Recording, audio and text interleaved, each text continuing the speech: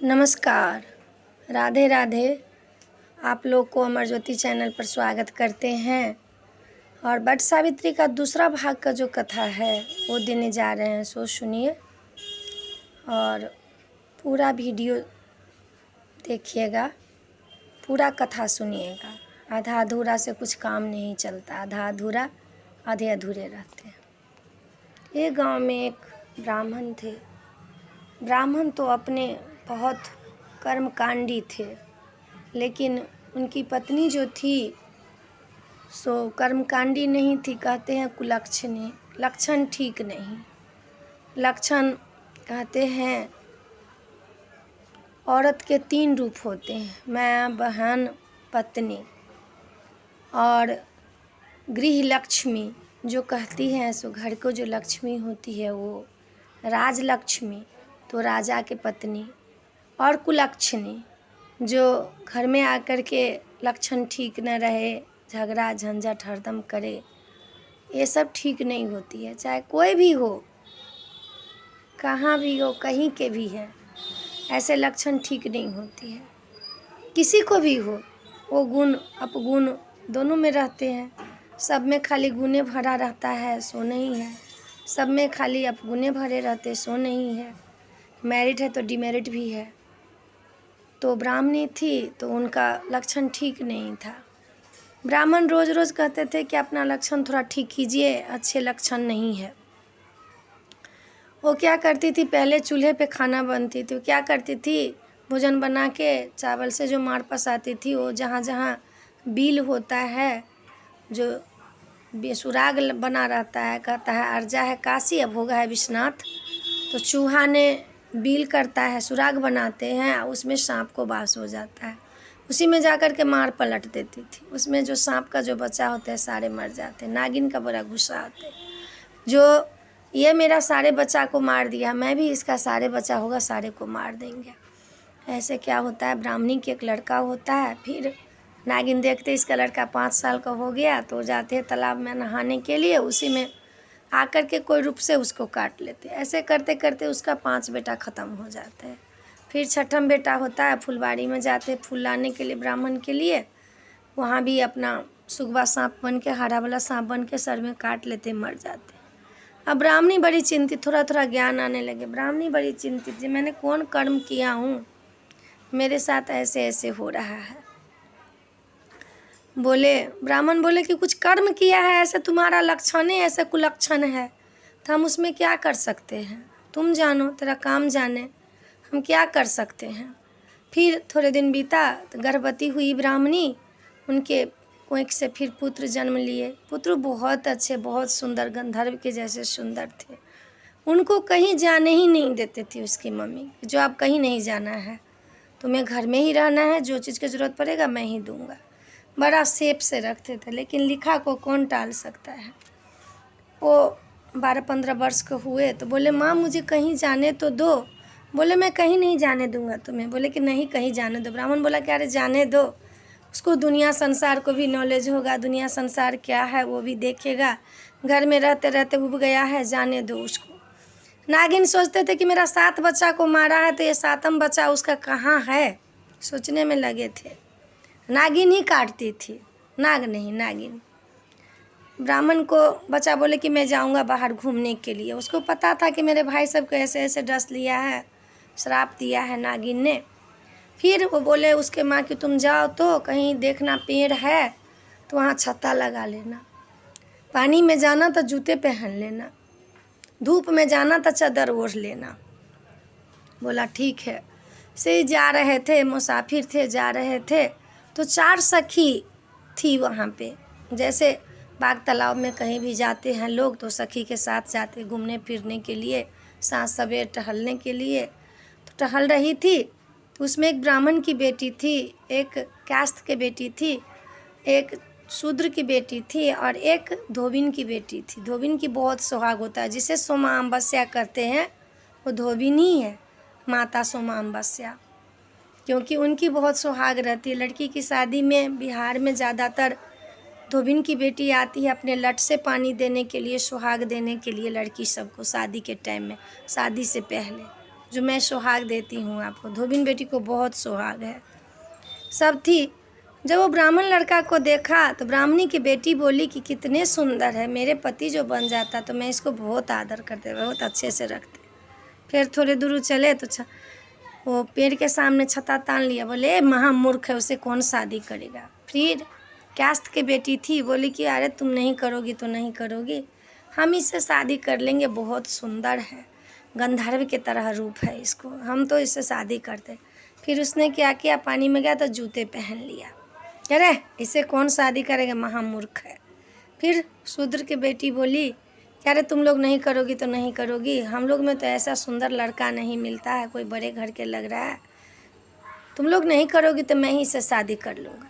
फिर वो थोड़े दूर गया तो धूप लगा तो चादर ओढ़ लिया, बोले कैसा मूर्ख है, इसे कौन शादी करेगा। ये पेड़ के सामने में आकर के छता लगा लेते हैं, पानी में जूता पहन लेते हैं, शहर ज़मीन में वैसे बिना जूता को चलता है, और धूप में जाते चादर ओढ़ लेते, इसका क्या कहानी है। धोबिन की बेटी बोली तुम लोग मूर्ख हो, इसका कोई श्राप है, जो पेड़ के पास से कुछ गिरेगा तो पेड़ के पास से गिरेगा तो किसी को नज़र नहीं आएगा, इसलिए छता लगा दिया, जो छता पे गिरेगा तो उसको काटे उठेगा नहीं। पानी में चलेगा तो पानी में कुछ नहीं कोई देखता है जो पानी में क्या है, इसलिए जूता पहन लिया, जो पैर में कुछ काटेगा तो जूता पहन लिया। और धूप में जो चला तो धूप से कुछ आएगा, चाहे ऊपर से उसका धूप से ज़्यादा उसको एलर्जी होगा, चाहे कुछ श्रापित होगा, इसलिए अपना शरीर को ढक लिया। तुम लोग तो उसको मूर्ख बना दिया, लेकिन ये तो चतुर चालाक है, ऐसा पति मुझे मिलता तो यमराज से छीन लाते इसको हम, ये तो बहुत सुंदर है, मेरे वरण कर लिया, मेरा दिल में बस गया है, मैं तो यमराज से छीन लेते। बोले ये बात है, कल के हाँ। आओ सोमा अमावस्या थी, वो जानती थी कि इसको श्रापित है, वो देव दृष्टि उसको पता पहले से मिला है, उसको वरदान मिला है, देव दृष्टि देख करके बोल दिया कि श्रापित है। फिर सब सखी चले गए, रात बीत गया। अब वो ब्राह्मण कह रहा था कि मैं उसी धोबिन के घर जाती जो उसको उसके पास जा कर के, सोमा नाम था उसको, जाती मैं उसी के पास। ढूंढते चले गए गांव में, उसके घर में गए, गेट खटखटाए, निकली बाहर। सोमा बोली क्या बात है। बोले कि जो आपने जो बोले सारे वृत्तांत सुना दिया कि मुझे रात बीचे रहने दीजिए, सारे कहानी अपने घर के सुना दिए। बोले मैं तो आपको वरण कर लिया हूँ, लेकिन मेरे माँ बाप मानेंगे, मेरे पिताजी मानेंगे तब ना, आप मेरे पिताजी को बोलना। बोले ठीक है। उसका माँ बाप बोला ये कौन है। बोला कि मैं इसको जानता हूँ, फलाने फलाने गांव का है, ब्राह्मण का लड़का है, इसको रात हो गया, रहने दीजिए पिताजी। बोले ठीक है रख लो। पहले अतिथि लोग सत्कार करते थे, अब तो अपने रिश्तेदार आते उसको सत्कार करते, दुनिया के लोग कोई आते अतिथि उसको सत्कार नहीं करते, कहते क्यों इसको रखूं, ये कहाँ से आया कहाँ से नहीं आया, चोरी करेगा डकैती करेगा, होता ही ऐसा ही है। अब विश्वास ही नहीं है किसी पर, अनविश्वास हो गया है, लोग करता ही ऐसा है, तो लोग क्या करेगा। तो अतिथि के सत्कार अब नहीं होती है, अपने रिश्तेदार को सत्कार होती है, अतिथि को सत्कार नहीं होती है। बोले ठीक है, रख लिया, रात बीचे रख लिया। सुबह में बोला कि आप अपने बेटी से मुझे शादी कर दीजिए। कहे वाह, रात में मैंने इसको रखा हूँ, इसी के सिला दिया है क्या। बोले मैं सिला नहीं दिया हूँ, आपको बेटी मुझे बहुत पसंद आ गई, मुझे शादी कर दीजिए। बेटी को पूछा गया, बेटी बोला कि हाँ पिताजी कर दीजिए, मैं इसको वर मान लिया हूँ। ठीक है कर दिया। इनको द्वादशी को शादी हुआ।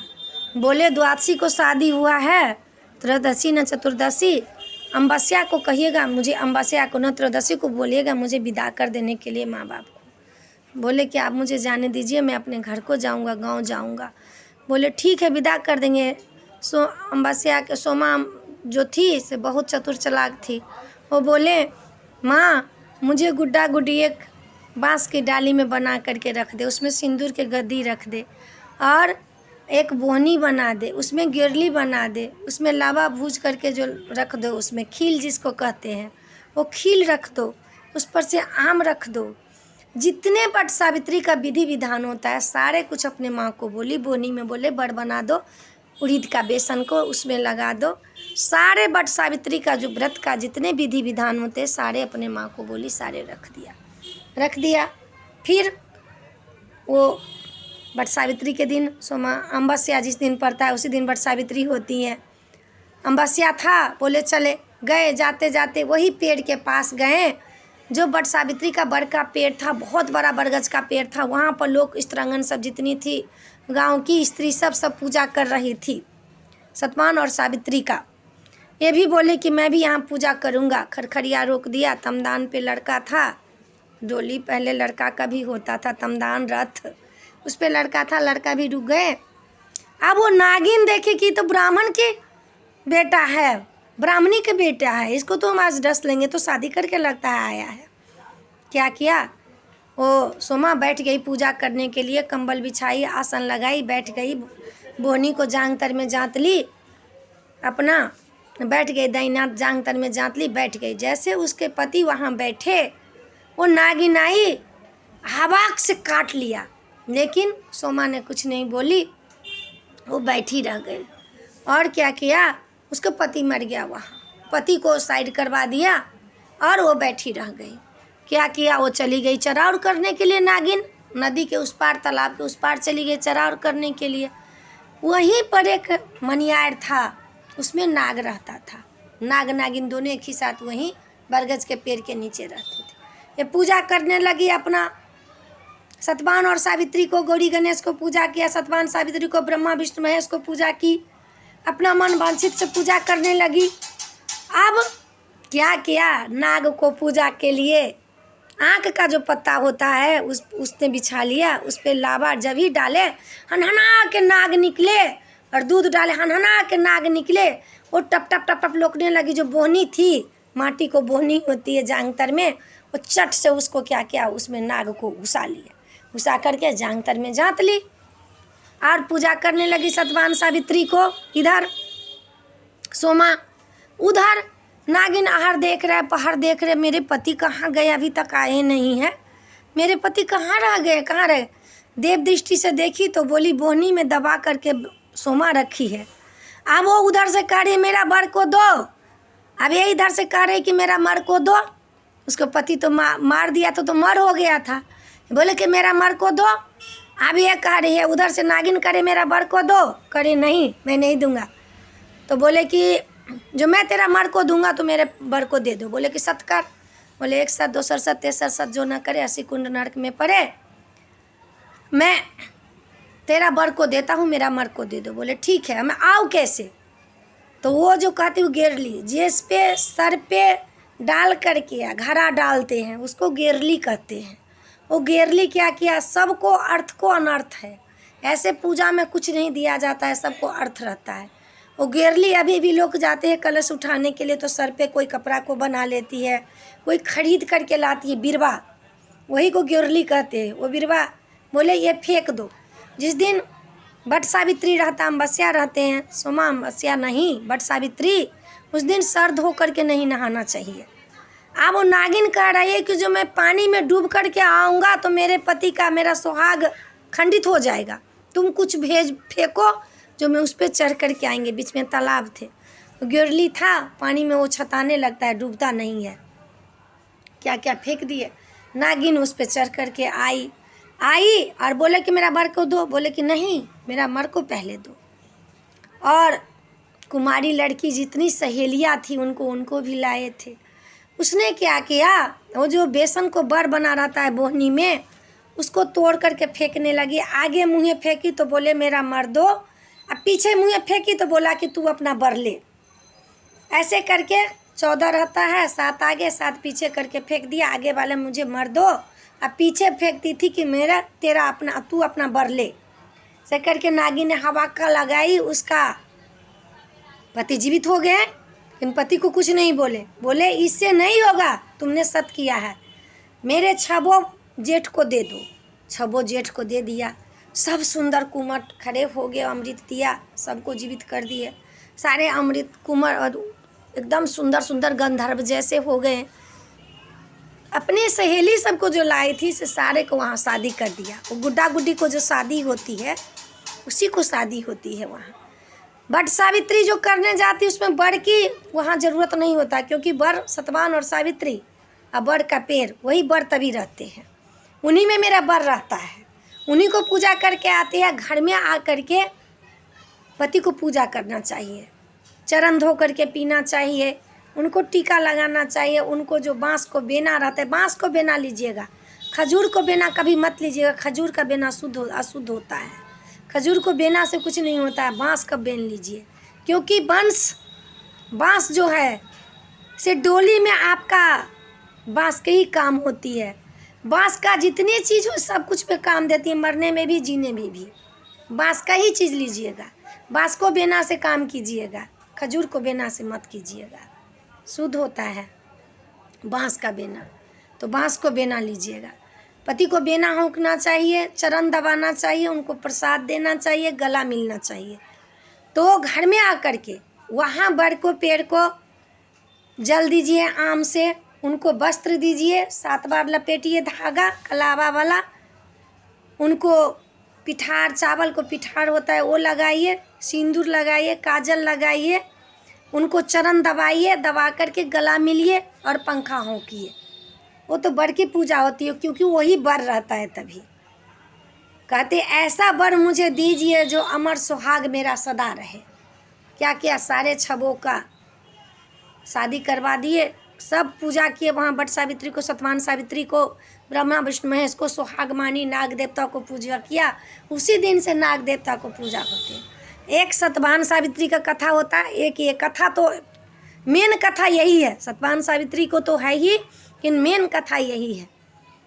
सुनिएगा ज़रूर आप लोग, सब्सक्राइब कीजिएगा, लाइक कीजिएगा, शेयर कीजिएगा। कुछ गलती होगा तो क्षमा चाहते हैं। फिर शादी हो गई, अब 7 घोड़ा तैयार हुआ, 7 डोली तैयार हुई। अब बोले कि हम अपना ससुराल जाएंगे। ससुराल जाने लगे तो ब्राह्मण ब्राह्मणी जो थे ऐसे बहुत दिन बीत गया, कहे कि मेरा बेटा को अभी को लगता है नागिन डस ली, आप तो निपुत्र है, कुछ है ही नहीं। लोग गया कहने के लिए ब्राह्मण आपका तो पुत्र आ रहे हैं, पुत्र वधू आ रहे हैं। करे कहाँ से आ गया पुत्र और पुत्र वधू, मुझे ठगने आई हो? कहे नहीं, देखो देखे तो नैन जुड़ा लिए। ब्राह्मण आए दौड़ के, ब्राह्मणी आई दौड़ के, सारे बहू को अपना गृह प्रवेश किए, रंग पैर में लगा करके प्रवेश किए, कलश डलवाए, सब प्रवेश किए। लक्ष्मी से सो गृह लक्ष्मी हो गई। और घर में कोबर मारब किए, अपने घर में बिठाए सबको। बहू घर की लक्ष्मी होती है। जिस घर में बहू का दुलार है उस घर में लक्ष्मी की कमी नहीं है। हम आपको सत्य बताते हैं, झूठ नहीं बताते हैं। जहाँ स्त्री का प्रेम है, जहाँ माँ का या बहन का और पत्नी का जहाँ प्रेम मिलता है, वहाँ कभी लक्ष्मी का वहाँ वास होता ही है। लक्ष्मी कहीं नहीं जाती है, वहाँ से कभी नहीं जाती है, क्योंकि स्त्री में ही लक्ष्मी की वास है। तो आए, सबको सजाए बजाए, कोबर मारब किए। ये कहते हैं लोग, जो ये कथा सुनने से जो कहते हैं, पहले वो जो पत्तल जो रखते हैं सर पे उससे खोटते हैं, बोलते हैं पहले हुआ, पीछे मुँहे फेंकते हैं, अनामिका उंगली से तोड़ तोड़ करके। पहले जो हुआ सो किसी को ना हो, और पीछे जो हुआ सो सबके हो। पीछे जो कहते हैं सो आगे फेंकते हैं, पहले जो कहते हैं सो पीछे फेंकते हैं। अनामिका उंगली से तोड़ तोड़ करके जो सर पे पत्तल लगाई रहती है, जो खोपा में डाली रहती है, उसको फाड़ करके और फिर डाल देते हैं। जो पहले हुआ किसी को ना हो, पाछा जो हुआ सबको हो। तो ये वीडियो में इतना ही था। आपको पसंद आएगा, अच्छा लगेगा तो दूसरे को शेयर कीजिएगा। मुझे बताइएगा कि अच्छा लगा कि नहीं लगा। मुझे जो आता है सो आप लोग को बता देते हैं। कुछ गलती होगा तो आप मुझे ज़रूर कहिएगा। जय मिथिला, जय माता जी, राधे राधे।